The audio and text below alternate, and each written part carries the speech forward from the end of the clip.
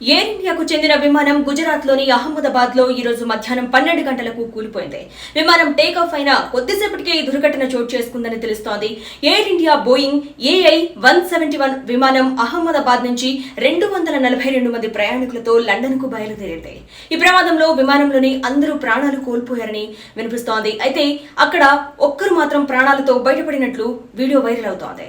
Air ఇండియాకు చెందిన విమానం గుజరాత్లోని అహ్మదాబాద్లో గురువారం మధ్యాహ్నం కూలిపోయింది. విమానం టేకాఫ్ అయిన కొద్దిసేపటికే ఈ దుర్ఘటన చోటు చేసుకుంది. ఎయిర్ ఇండియా బోయింగ్ AI-171 విమానం అహ్మదాబాద్ నుంచి 242 మంది ప్రయాణికులతో లండన్ కు బయలుదేరింది.